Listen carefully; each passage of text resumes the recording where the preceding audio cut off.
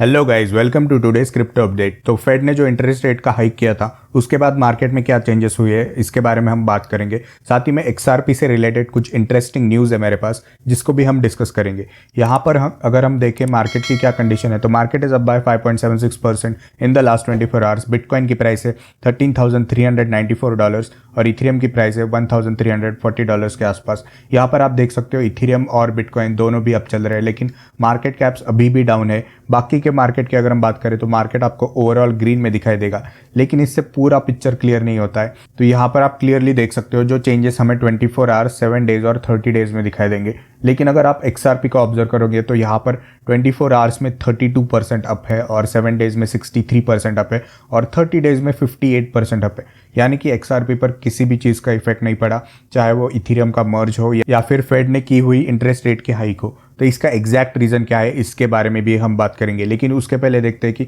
Fear and greed index क्या है। उसकी वैल्यू आज है 20।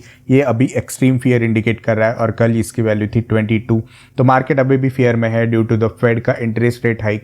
और अब देखते हैं कि उसका इफेक्ट क्या पड़ा है ऑन बिटकॉइन। तो ये है बिटकॉइन का 4 आवर्स का चार्ट और यहाँ पर ये कैंडल्स आप देख सकते हो। अगर हम वॉल्यूम को यहाँ पर टर्न ऑफ कर देंगे तो आप क्लियरली देख पाओगे। तो ये जो कैंडल है स्पेसिफिकली इस पॉइंट पे इंटरेस्ट रेट हाइक का अनाउंसमेंट हुआ था।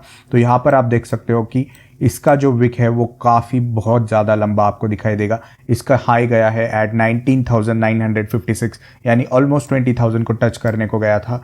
लेकिन ये आप देख सकते हो कि बॉडी इसकी नीचे है लेकिन विक काफ़ी ऊपर है और नीचे भी आपको दिखाई देगा। Same goes for the next candle.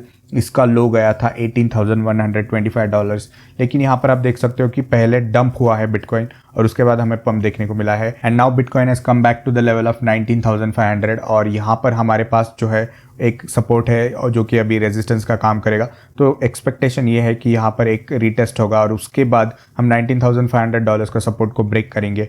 अगर हम मूविंग एवरेजेस की बात करें तो येलो लाइन जो कि है 10 डेज का मूविंग एवरेज, इसने कैचअप कर लिया है ऑलमोस्ट बिटकॉइन के प्राइस के साथ।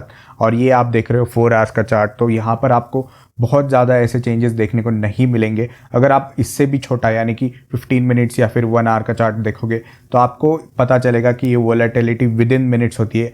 तो अगर आपने यहाँ पर शॉर्ट लिया होगा तो यहाँ पर आपको अच्छा प्रॉफिट मिला होगा और लॉन्ग जिन्होंने लिया है उन्होंने भी प्रॉफिट बनाया है। तो वॉलेटिलिटी में यहाँ पर आपको दोनों साइड में प्रॉफिट ही मिलने वाला था और इसके बारे में हमने पहले भी डिस्कस किया था। अब जल्दी से देखते हैं इथेरियम का चार्ट। तो यह है इथेरियम का 4 आवर्स का चार्ट। सिमिलर चीज़ आपको देखने को मिलेगी कि यहाँ पर जो कैंडल्स फॉर्म हुई है at the time of announcement, उनकी जो विक्स है वो काफ़ी लंबी हमें दिखाई देगी। इसका हाई आप देख सकते हो $1,408 और इस कैंडल का लो आप देख सकते हो विच इज़ अराउंड $1,220। लेकिन अगर हम बड़े पिक्चर की बात करें तो बिटकॉइन ने तो रिकवर कर लिया है, लेकिन इथेरियम यहाँ पर नीचे जाते हुए हमें दिखाई दे रहा है, जिसके बारे में हमने कल की वीडियो में भी डिस्कस किया था कि यहाँ पर डॉलर का इंडेक्स को देखते हुए डॉलर इंडेक्स में फॉल आ सकता है और बिटकॉइन को इसका फ़ायदा होगा, लेकिन ऑल्ट कॉइन्स इतना रिकवर नहीं कर पाएंगे। और सिमिलर चीज़ हमें देखने को मिल रही है।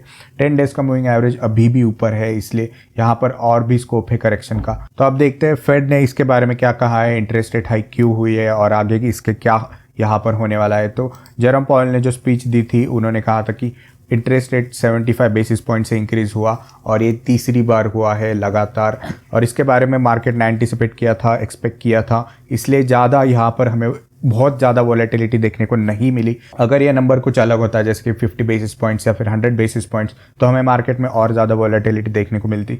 लेकिन उसके बाद की जो स्पीच हुई वो इम्पॉर्टेंट है।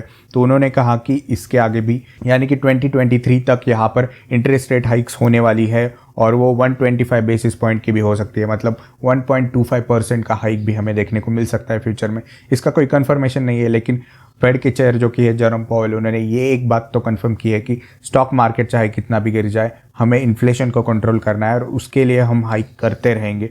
तो ऐसी हाइक्स हमें एक्सपेक्ट करनी चाहिए, आगे भी ऐसी हाइक्स होने वाली है और इन्फ्लेशन का उनको 2% के नीचे आने का गोल है और तब तक ऐसे हाइक्स हमें देखने को मिल सकती है। अब बात करते हैं XRP की। तो यहाँ पर आप क्लियरली देख सकते हो कि XRP में ऐसा क्या हो गया कि इतना ज़्यादा गेन हमें देखने को मिला। अगर हम इसको मेजर करेंगे फ्रॉम 15 सितंबर से लेकर अब आज तक तो आप क्लियरली देख सकते हो 64% हाई हमें देखने को मिलेगा। और अगर हम लोज एंड हाइज को भी कंसिडर करें तो ये अराउंड 67 to 70% यहाँ पर हमें इंक्रीमेंट देखने को मिले। तो इसका क्या एग्जैक्ट रीज़न है इसकी हम बात करते हैं।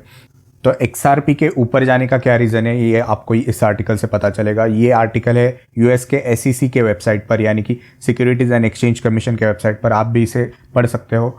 तो ये उन्होंने कंप्लेन की थी इन द ईयर 2020 और उन्होंने कहा था कि अराउंड $1.3 बिलियन रिपल लैब्स, जो कि XRP के ओनर कंपनी है, उन्होंने रेस किए थे by selling N unregistered ongoing digital asset securities offering, यानी कि XRP का टोकन। और साथ ही में एक 600 मिलियन का अनरजिस्टर्ड यहाँ पर सेल भी हुआ था, ऐसा SEC ने कंप्लेन में बताया था और इसके चलते हुए उन्होंने केस फाइल की थी। अब ईयर है 2022 और यहाँ पर SEC और रिपल लैब्स के बीच में यहाँ पर फेवरेबल सेटलमेंट एक्सपेक्टेड है, ऐसा एक्सपेक्टेड है क्योंकि SEC कुछ भी प्रूव नहीं कर पाई है कोर्ट में, according to the ripple labs का CEO।